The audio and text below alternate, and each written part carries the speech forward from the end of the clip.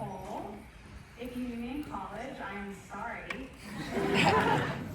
This is my dog Nina. She's here. Alex is holding her. Oh, she looks a little scared. I learned a lot since graduating, considerably more than I learned while at Harvard. But for today, for time, I'm just going to talk about what I learned from getting laid off from every single job I've ever had. There's been a few layoffs, so I'm just going to jump in. Okay, job number one. It's 2015. We just graduated. We're on our parents' healthcare and Obama's still president. Don't remember too hard because it hurts. Some guy named Wolfgang offers me a job on LinkedIn writing content for an online digital media startup in LA. Think like BuzzFeed, but better. Facebook videos. Take, for example, my magnum opus, Hamster Coachella. It's good, you should check it out. On paper, the job was too good to be true. And it was. It was the worst of both startup culture and entertainment. People were hired and fired on whims. There was a new direction each day, and Wolfgang kept sending me threatening messages on Slack. The company, it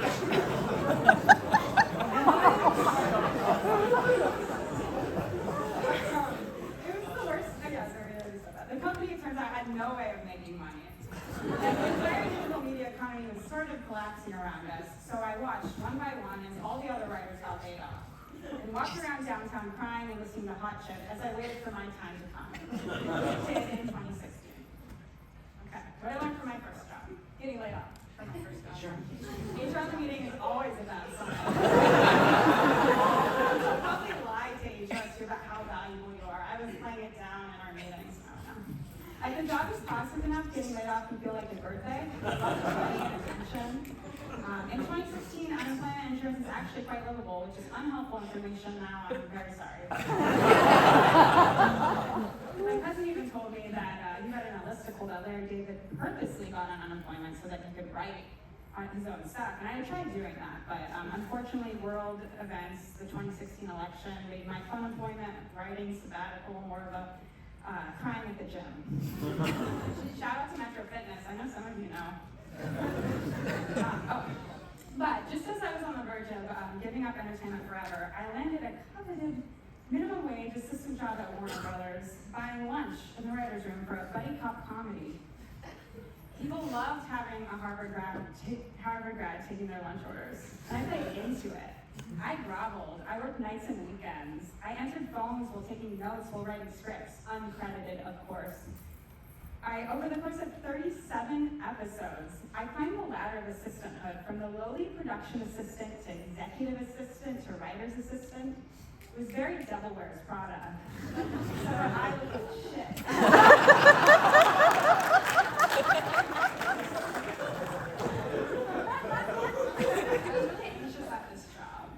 That happens when you work 70 hours a week and drink coffee on an empty stomach. But it wasn't just work stress. It was an existential anxiety that pulled at me like Nina when she wants to go out. It's having a leash in the back of my head. Unending barking. It was too hot outside. My dad kept sending me photos of my hometown on fire. I tried to relax at the beach, but there were all these dead fish and it smelled. Inside our office, everything, it's not really fun, is it? It's like, I was parents. Inside our office, everything was cold and meticulously planned, but outside, everything was chaos. It's me crying in Japan. The show got canceled, our ratings were down, and our Murtaugh character quit publicly, appropriately citing that he was too old for this shit. I explained that myself. The barking was too loud and life felt meaningless. Enter my diary. That's right. I'm plugging my book now. It's a relatable coming-of-age rom-com about my quest to find love before the end of the world. And I did just include it here in this PowerPoint to tell you to buy it, which you should. I have copies in the back. It's also online. There's an audiobook. I read it. Staff Printed Skylight. I put it in the slideshow because the process of writing it helped me transition out of entertainment into the unknown. It's through writing my book, aka journaling daily, and listening to that barking in my head, aka my climate anxiety, that I found my way into environmental organizing. I found my way into my power. Our power, actually. I joined a grassroots. I forgot the sign was funny. I'm like, why are you guys laughing? I joined a grassroots movement in Los Angeles, working to stop the climate crisis. I organized protests outside of leaking gas storage facilities. I went door to door to educate people about local politics and spoke publicly about how I turned my climate anxiety into action. And I found love. Like my best friend Austin, who's in this picture. Hi Austin, if you're watching this video. I love you. Okay, here are some things I learned from this layoff. Assistant skills translate really well into other fields. Also, comedy worked a lot better for me when I had something important to say. Being inclusive is actually way cooler than being exclusive. That's something I really love about organizing. It's all about looking at each person and seeing how they have a unique gift to bring to the greater good and working with them to self-actualize. And for anyone who's like wanting to get started, my advice is to just show up, go to things. It will feel weird. A lot of things are going to be terrible. And you just got to find the one person that you're like, oh, they inspire me, and then you follow them around. That's what you do. It's all fun. Also, yeah, collective action is more powerful than individual action. I've been trying the whole zero waste thing, cutting the carbon footprint. And you probably all know this already because you went to Harvard, but I'm contractually obligated to tell you that BP created the idea of the carbon footprint to put all of the onus of change onto the individual and get it off their back. So I just gotta tell that. I didn't know it. Just to remind us. And yeah, some of the most powerful work you can do is as a volunteer. You do not need a job to save the world. You need a job to pay your rent, which we all have. Okay, these are just some photos of me looking hot because how could I not?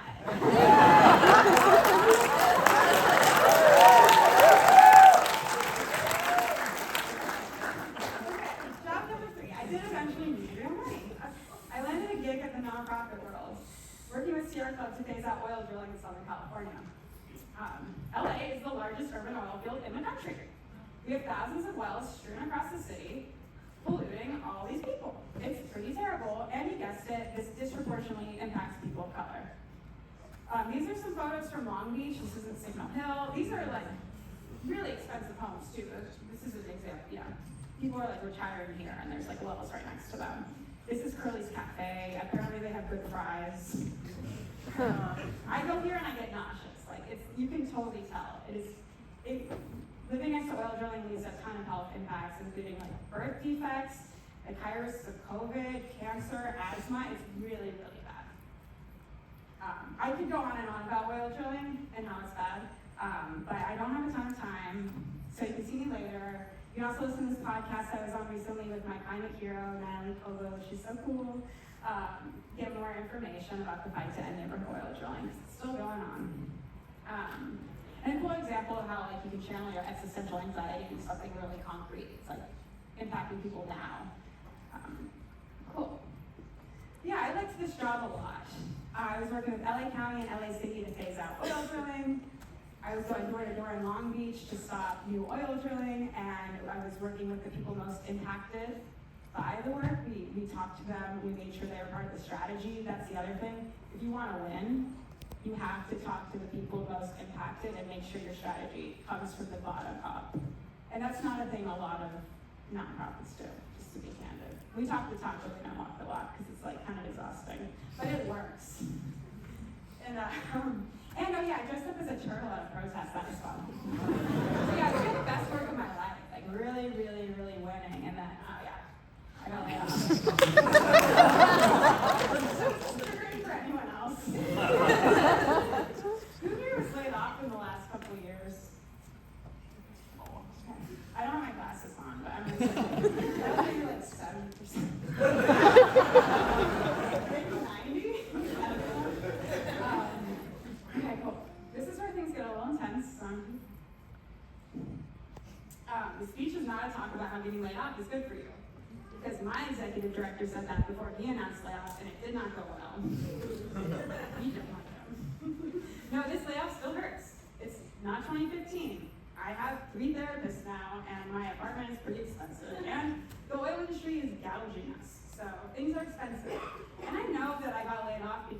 person at the top was mismanaging funds. He used the organization to further his own career at the cost of thousands, if not millions of people. He purposely targeted the union, disproportionately laid off people of color, gave his whole executive team raises because he said if he didn't, it'd be bad for morale.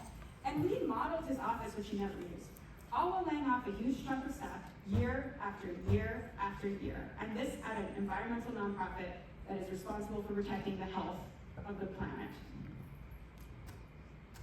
I learned that this is a pattern, a virus. The psychopaths at the top are hoarding resources and attacking the people they are supposed to protect. They've taken,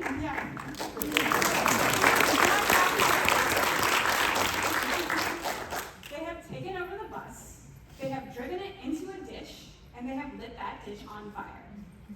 We are being extorted, we are being poisoned, we are being silenced, we are being disappeared. The truth is being obfuscated and attacked. We're seeing that here at Harvard. And we're witnessing a mass failing of systems. The job market, the government, the environment, it's all collapsing.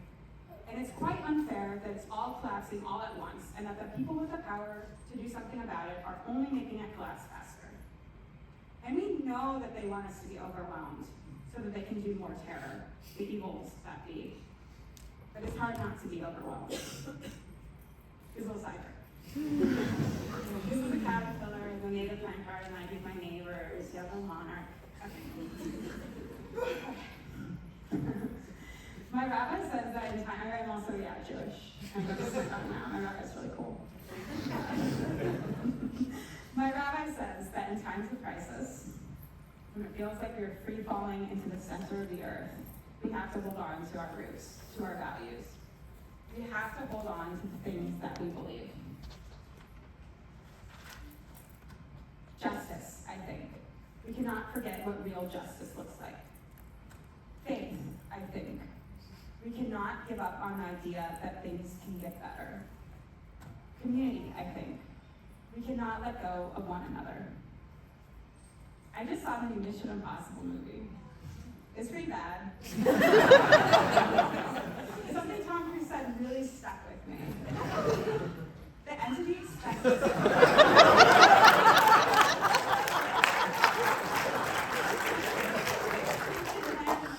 again, because the writing was terrible. But on its own, I think it's kind of brilliant. We're in a system that expects us to turn on each other, expects us to turn on the earth. The evils that be want us to feel like it's too late so that we don't hold them accountable. And it's not too late. A lot of things are too late, but it's still not too late. You know, contradictions. We are leashed together. Wait, sorry, I lost where I was. Oh, good, yeah. They want us to be like them. They want us to live in fear and to hoard all the resources that we can. And I wasn't going to tell you this next anecdote because I think it makes me look kind of crazy. But then I was like, no, I think I should look crazier. So like a month ago or so, I did some shrooms at a yoga retreat, and I meditated in Idaho, and I meditated with the pain in my back. And I realized that like the pain in my back was from holding the weight of the earth. And I was like, okay, get off me, earth. I'm already stressed enough not having a job. And she's like, no, I'm not going to get off you. And I'm like, what do you want? And she said, I want you to advocate for me. She's like, I want you to speak on my behalf. And I really think that we are all holding the weight of the world right now. It's just a matter of taking the time to sit with it and ask her what she needs. And she's pretty sick. She's on fire. We're literally breathing smoke right now. And I think that is the biggest lesson that I've learned since getting laid off, is that we're all going through this. And we're all leashed together, even though everything in our society is pulling us apart. And we need to be like Nina. We need to rest in each other's laps, platonically or not, consensually. We need to pay attention to the little things. We need to take turns freaking out, let ourselves be held by our community. Thank you, Alex, for having me. And we need to bark at injustice and keep dragging each other towards the world we want to see.